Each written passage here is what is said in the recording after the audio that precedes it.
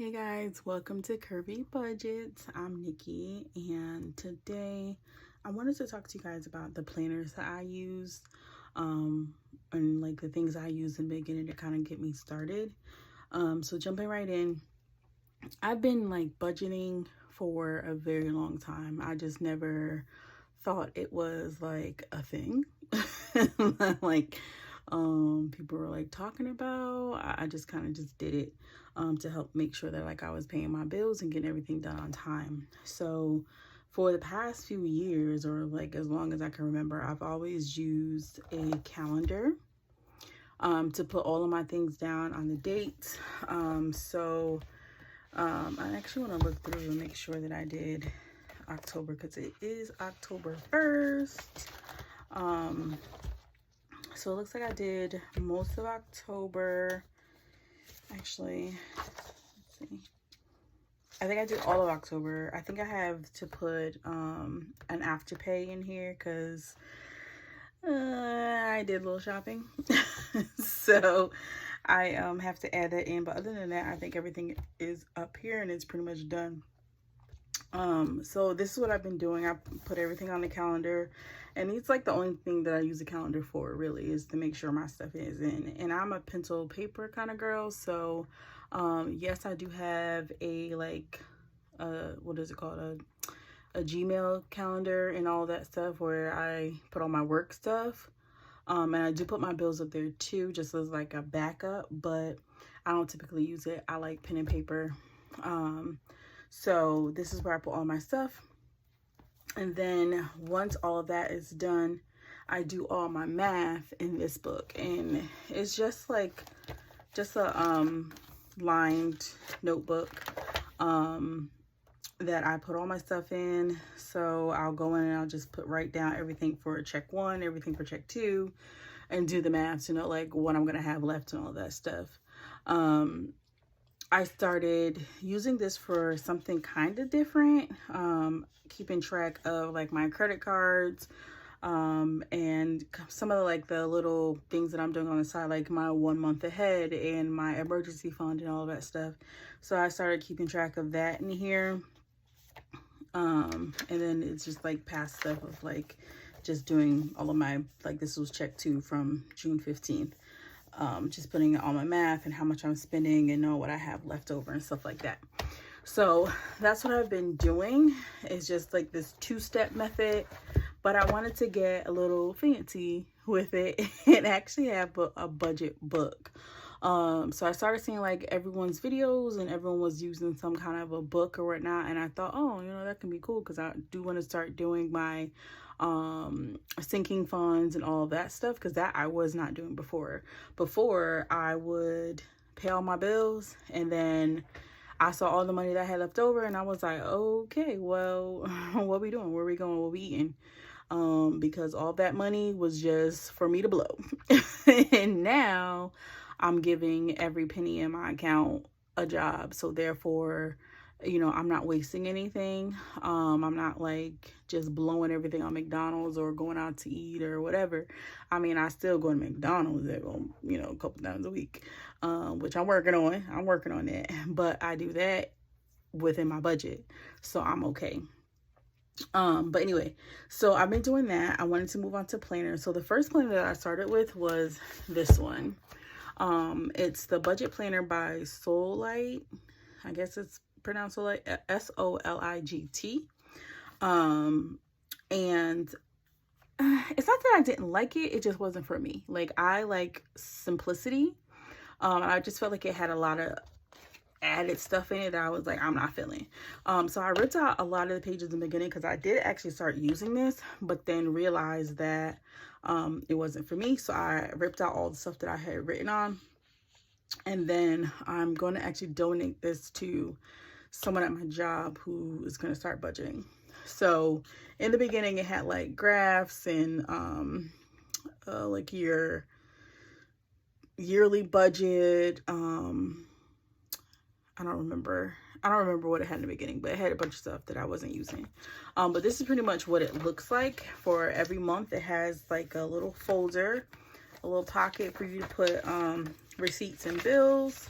Then it's like your monthly budget. And then it goes into the calendar, the income tracker, day-to-day spending, which I don't do that because I would just be overwhelmed if I did that. So I skip it. The monthly budget review, and it asks you a couple of helpful questions like where did you have the most trouble, what can you do to improve, and whatnot. I think that was a nice touch, but I just wasn't doing it, so it was kind of like a waste for me. So I decided that I wanted to stop doing that, and I went back to this, just doing this, and then I was like, you know what, let me try it again. Maybe I was like just a little overwhelmed and, you know, didn't give it enough time. So I was like, well, let me try a different planner. So I went on to this beauty. This is leather, I believe. It says budget on the front, and it's by smartplanner.co. It has like this little thing to close it, a pen holder, the page markers, but it's nice. It's nice. And I was using it. I did really start to like dive in and do this, but again, I got overwhelmed. And I think that's a lesson that I learned, is that I need to do what's best for me rather than trying to do what other people are doing. I knew that I was going to get overwhelmed. Why I decided to try this, I don't know, because everyone, like not everyone, but people are using planners. So I was like, well, let me just try it. Maybe I just didn't give enough time, but I know myself better than anybody else. So one thing I could say is, like, don't let what other people are doing influence what you were doing. If you know it's not something that you're going to be open to or able to handle, because this is just too much. It's very nice. It's just too much. But anyway, so it has like calendars, account information. I would suggest don't ever put yourself in your book like this, like passwords and account numbers. Don't do that. Because if this book goes missing, child, just don't. Unless you plan on keeping this in a safe. Financial affirmations, very nice. Financial goals.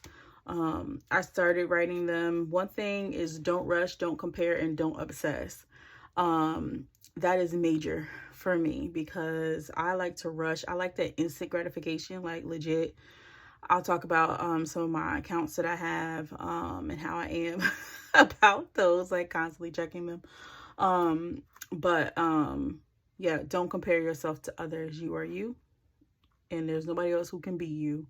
So do it your way and see how it goes. Then like don't obsess. Don't obsess. It'll be okay.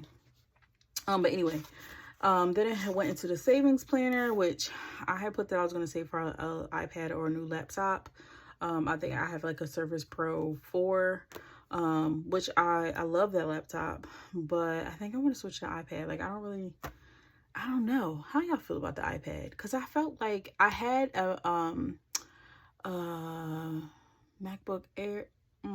I don't know. Anyway, before I got the Surface Pro, I had an Apple computer, and I just felt like I was using like a big phone, and I just didn't like it. So I took it back and I got the Surface Pro because I'm used to that program. So I don't know, but tell me what y'all think about the iPad, because I was thinking about getting one for Christmas.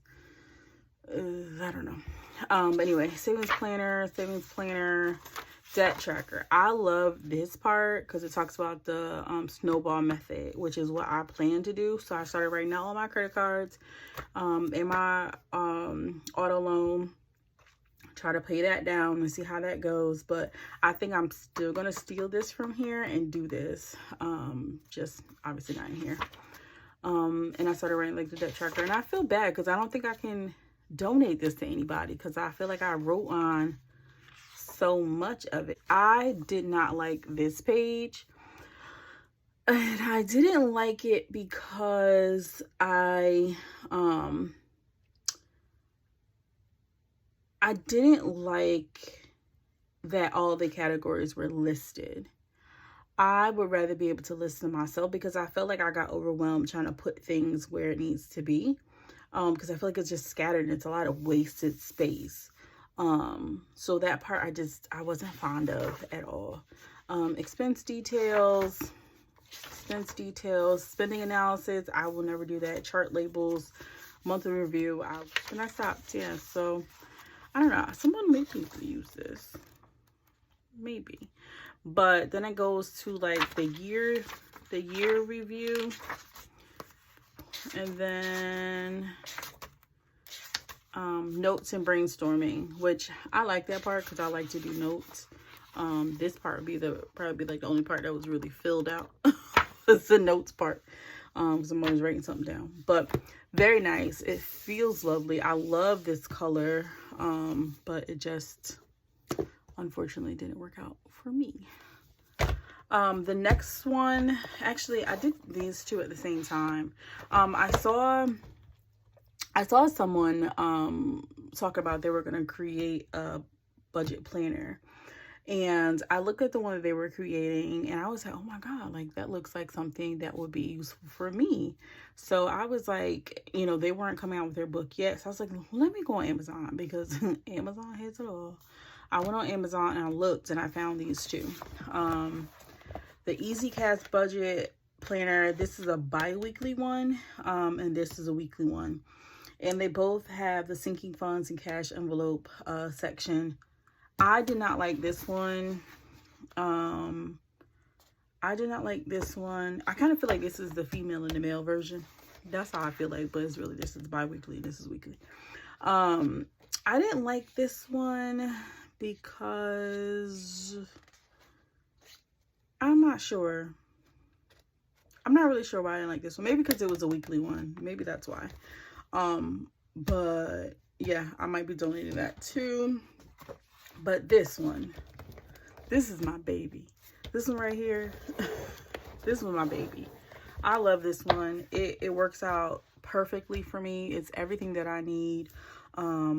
Easy Cash Budget Planner for budgeting with sinking funds and cash envelopes. It is by, I don't know who it's by, but anyway, all of the links to the books that I have, I will have in the description box. So if you wanted to go look at them or purchase them, go ahead, do you. But this one I love, and I feel like it's simple. I can write down all, this is like for the month, and I write down all of my things.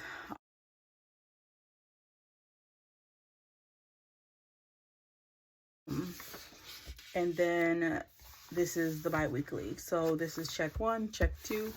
And I love to be colorful. It kind of breaks everything up for me.